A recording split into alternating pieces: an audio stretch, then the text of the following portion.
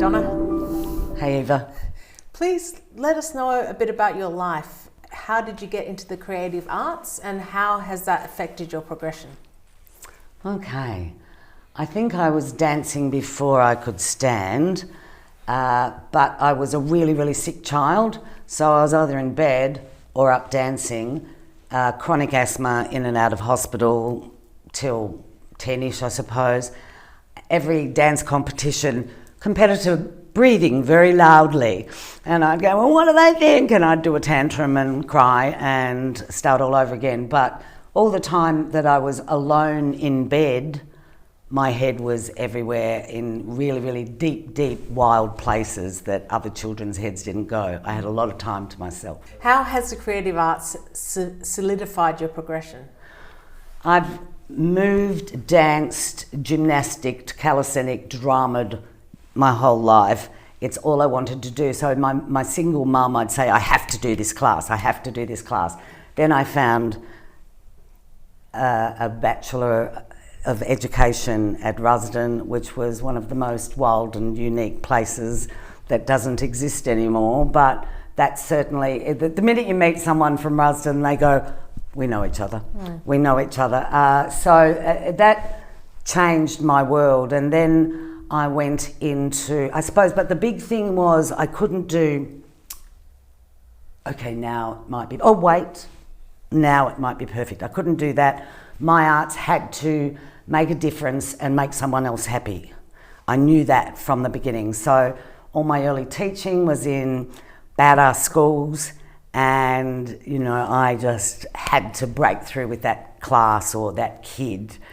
And then I retired, and I still continued teaching, but I went into the adult world because I didn't want this. I couldn't stand having to tell people off. I wanted to work with people that wanted to work with me. So it's always been half theatre or events, big events, and half teaching training. A lot of disability TAFE, private RTOs. I taught for years in the women's prison, Parkville Youth Resi, and then I'd go off and be choreographer of Moomba Parade or some other big event. So it had to be creative, it had to be fun, it had to make a difference in people's lives. I suppose they're the rules for me. You've brought somebody in today named Taras. Now, would you be able to tell me, how do you know Taras and how do you work with him and other people? Okay, so about 14 years ago, I think we've decided we met each other. I was invited to write a program called Social Impact by a big man called David Glazebrook, who was then CEO of Impact Support Services, which has since amalgamated with Melba Support Services. And both of us had spent a lot of time in youth, disengaged youth, and known each other since uni. He said, I've got a project for you, but you've got to write it. I've got to find the money for it. We can do this. So what had happened, he'd gone from youth to disability. And he said, new sector for me, I need to interview every single person. And he did that, and he said, this thing called NDIS is coming. You need to think broader. What do you want? What do you want out of life? And he said the results were overwhelming. So I'm quoting you, Dave, I'm sorry. But he said the two things that stood out were, give me another basket weaving class and I'll throw the basket at you. And I want a boyfriend, I want a girlfriend. I want to know what I'd do with a boyfriend or a girlfriend. I want to know how I would meet a boyfriend or girlfriend. I want to know. And Dave said he thought, well, it couldn't be too hard, looked around, couldn't find anything. So that's when he came to me and said, let's go. And it's all the stuff I teach, group dynamics, who am I, who are you, how can we meet, how can we forge ahead, when to say no, when to deal with your own issues. All of that stuff is what I've always taught in my creative environment. So it was perfect, and we delivered. We got a wonderful funding package through the Lord Mayor's Charitable Foundation and delivered. It was meant to last for a year, and I skimped on it and it lasted 2. And Taras was just one of the leading men. He walked in and he was such a leader in his enthusiasm for learning and being prepared to change and look at it a different way, which so many people, I suppose, struggle with in the sector or in any sector. And so the second year he just said, I'm doing it again, and there was a little core group of us that did it the second time. And then when it finished, no more money and everything's moving on, we handed the package to an RTO, and I kept delivering that through places like Marriott, support services where Taris works and I still do some consulting work with. And then but the guys said, what about the events? Because I did training and events to practice your new social skills. Wow, yeah. And so I started After Hours Events, which is a monthly event, and we've just celebrated 12 years. Wow. And you know, at the beginning it was this little group, and I'm paying for the supper and the bar, and you know, I was losing money for a while, and Pete, my partner, was looking at me saying, do you know what you're doing? I'd go, no, be quiet. But now I know why we did it. It's a hooting party once a month, full of people. Most of them I've trained or taught, and if not, they've come highly recommended, because it's not an open event and there is a code of behaviour that everyone works on. Even the women behind the bar, they give their time and they explain and help, and there's education, I suppose, happening quietly and in fun ways all through the event. Excellent. Did you ever go to Club Wild's parties? I didn't. I heard about them. For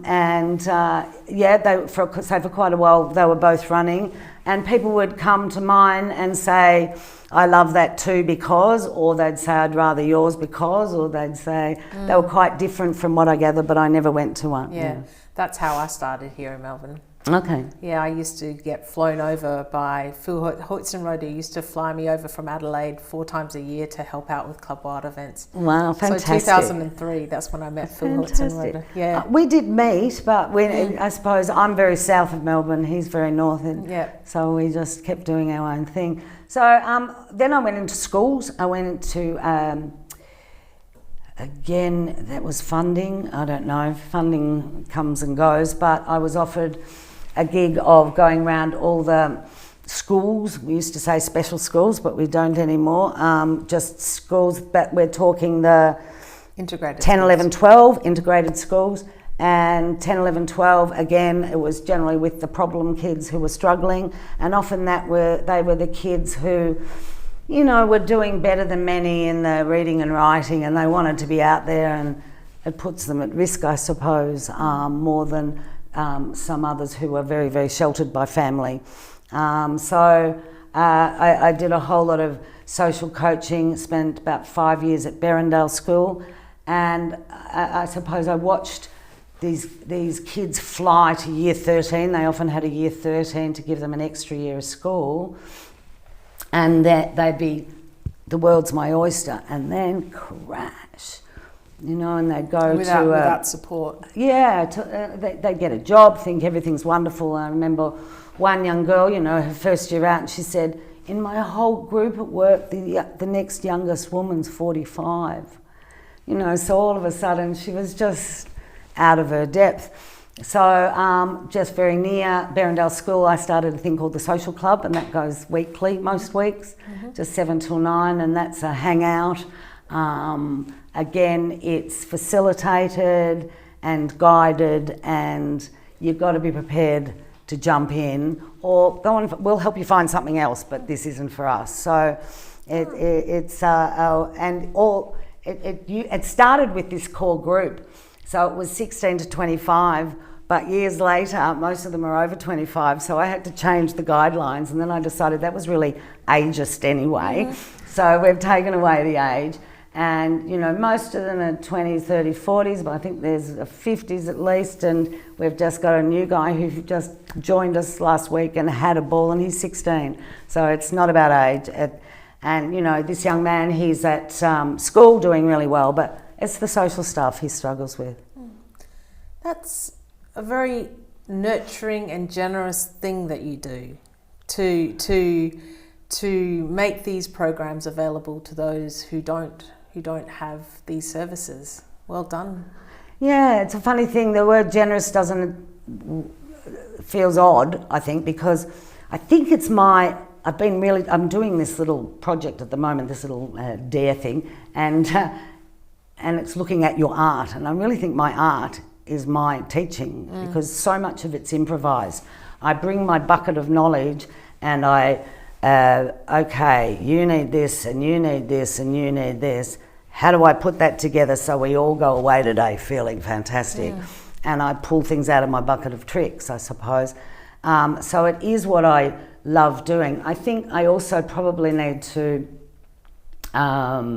say that my hobby, my lifelong hobby of gymnastics and calisthenics I always had these people that could fly, and you would look at them and think, wow, these girls have silver spoons in their mouths. Aren't they lucky? If only. And there's nothing different, in my opinion, when I'm working with them or my people on the NDIS, my NDIS groups. It's so fascinating, and yet people expect me to be really different. Exactly the same. My aim is we come together, we go for magic. Sometimes it is, sometimes it isn't. What do we learn? Let's celebrate anyway, And then about 5 years ago, I set up my own day. So I have a DG Creative Day, and that's just small, and I've never advertised it. It's been word of mouth, and it's grown to 10 now, just recently. And is that in your neighbourhood? It's in Oakley and in a beautiful studios. Well, it's in the Emmanuel Studios, which I'm a life member because I coached there for 34 years. And I said, can I run a program during the day? They're full at night, but not so much during the day. So I got life members rates. That was a bonus. I was really excited about that. And we do 10 to 12 in this beautiful studio, and we warm up and dance and set our intent and do a bit of teaming and then choreography and improvisation, and just we're everywhere. And we finish with a cool down and a meditation.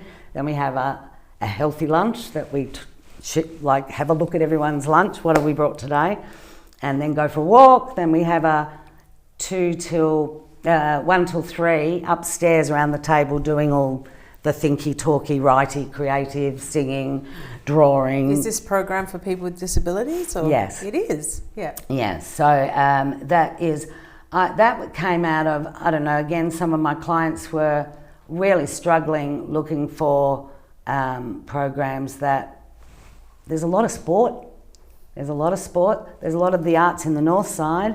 On our side, there's not so much, and I realised I'd never put together I spent my life in one of two worlds, moving, dancing in a studio or in a talky, trainy, whiteboardy way. So I put it into one day because I was finding, they were saying, we're doing a day program and we're walking the dog on the beach and getting our nails done. And I was like, I reckon I could do better than that. Yeah. And that sounds judgmental because I know walking on the beach is great and nails done is good too, but surely they can do that in their own time. Exactly. I don't know, I just saw an opportunity for me to jump. Of course. So what would you like to see happen to make programs such as you have described to us gain traction in public perception, to gain funding, to actually run these programs? That's a really interesting question. How long have we got?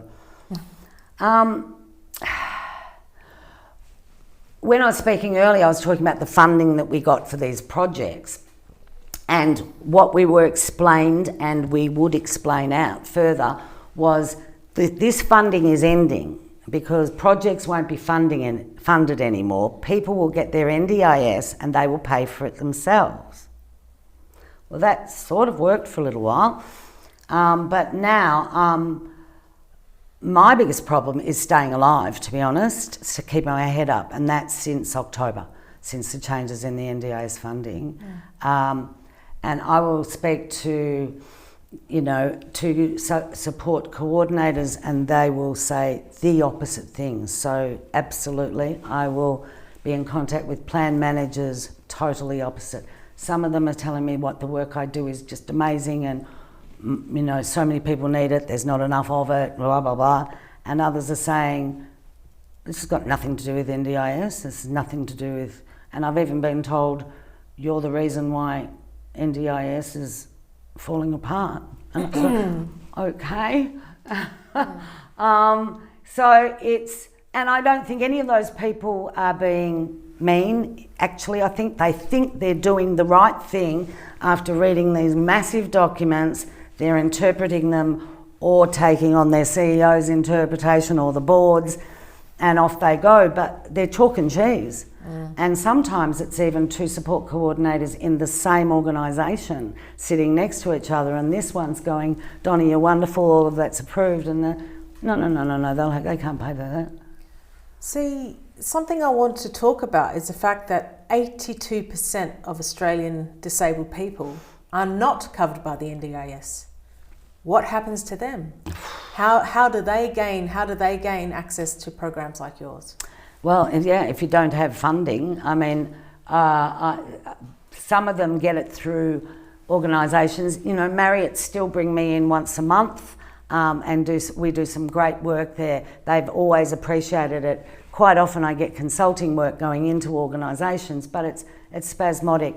Then you've got the people who just aren't allowed to, and they might even have the NDIS money because, you know, mum or dad is frightened that they might get a boyfriend or a girlfriend. Imagine. It's still an issue. I don't think it's as much of an issue, but it is an issue. Transport is still a massive issue, although it's so much better.